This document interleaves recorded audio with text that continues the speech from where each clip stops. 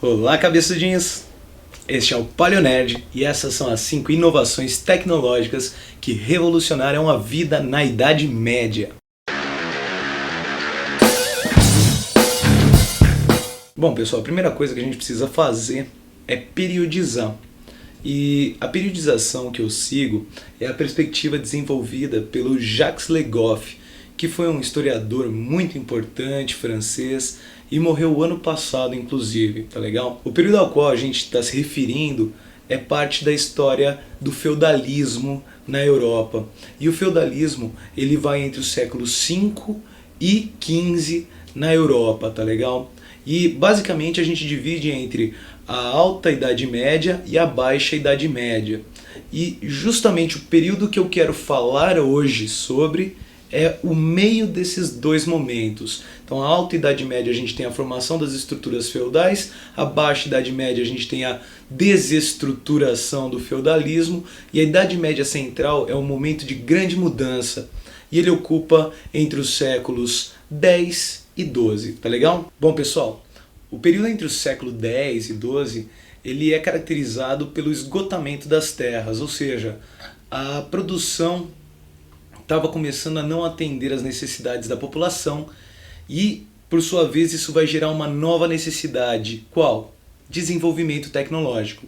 O homem vai ter que dar uma solução para aquele problema de produção na Terra, beleza? E aí que está a sacada. Por quê?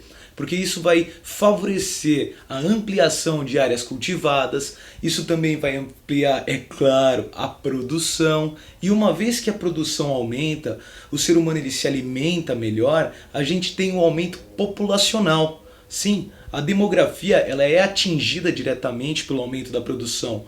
Um grande caso que é citado entre os historiadores no período feudal é justamente o fato de que as mulheres, por exemplo, elas vão começar a ingerir uma quantidade maior de proteína e isso vai favorecer o quê? O desenvolvimento de um feto mais saudável e a menor possibilidade de natimortos, ou seja, de bebês que nasçam mortos, tá legal? Então a gente tem todo esse aumento populacional, um aumento da produção, e quando o homem ele está com muita coisa aí guardada, o que ele faz? Ele comercializa.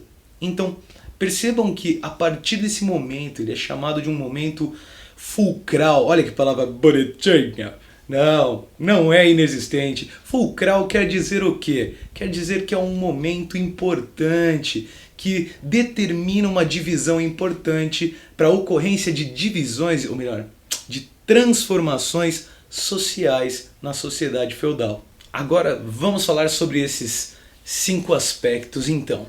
O primeiro deles é a rotação trienal.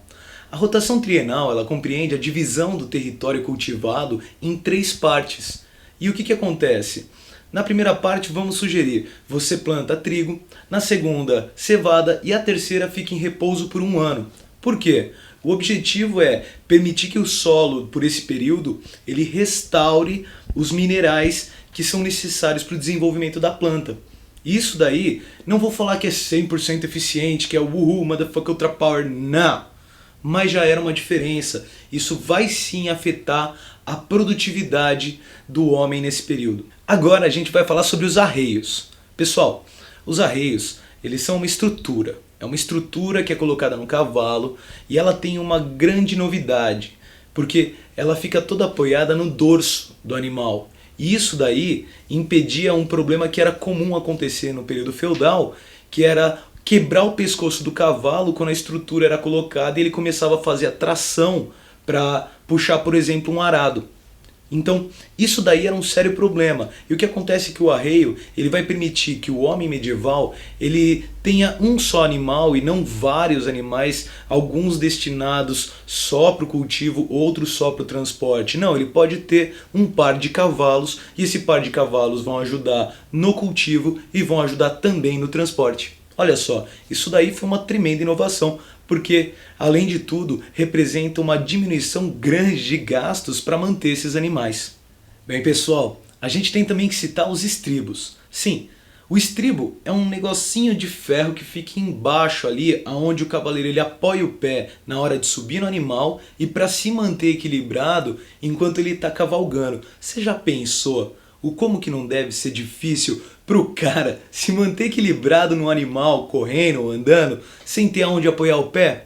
Então o estribo ele foi importantíssimo porque ele permitiu a realização de longas viagens sem que o homem ficasse exausto daquela maneira. Tá legal? Pessoal, outro componente importantíssimo é a charrua.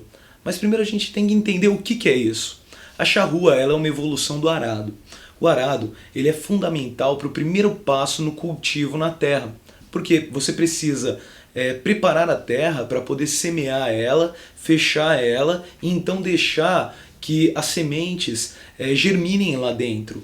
O problema é que, como o arado ele era de madeira, ele não sulcava muito fundo a terra, e ele quebrava com facilidade, batendo em qualquer pedra.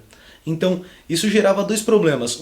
A demora para você ter que fazer um novo arado para continuar arando a terra, lógico. E outro problema é que, como o sulco não ficava fundo, os animais eles vinham e comiam as sementes, diminuindo a produtividade.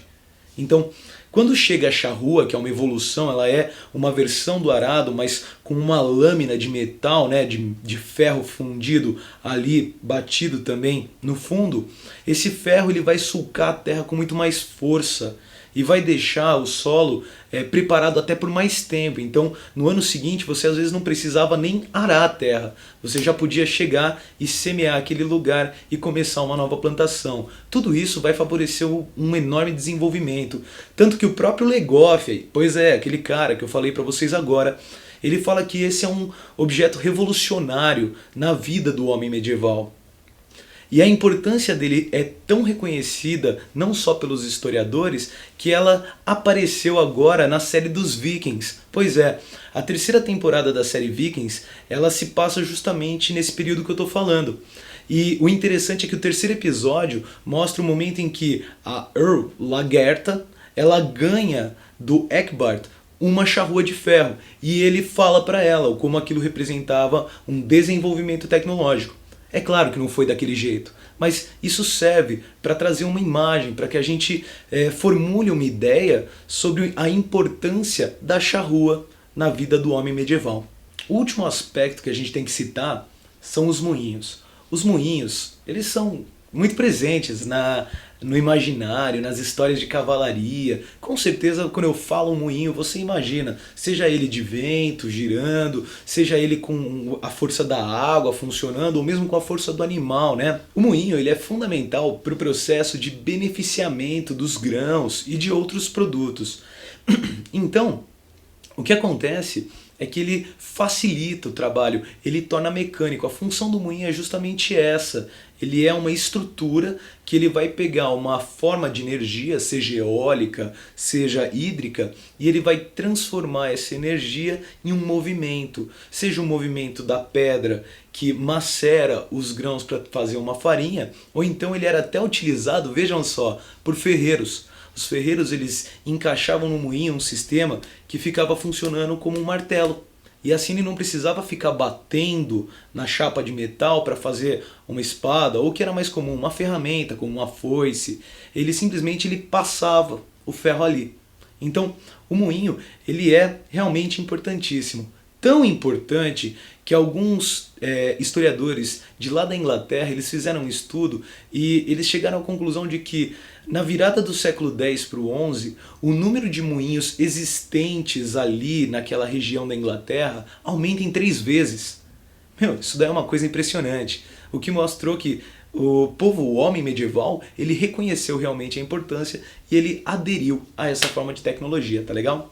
Bom pessoal, e se vocês gostaram aí desse papo que eu trouxe para vocês, peço a vocês que por favor curtam, compartilhem e se inscrevam no canal. E é claro, estejam sempre antenados no nosso blog, o Paleonerd, porque lá você vai encontrar informações sobre esses mesmos temas de uma maneira mais aprofundada, escrita ali com muito carinho para vocês pelo tio Paleonerd. Tá legal?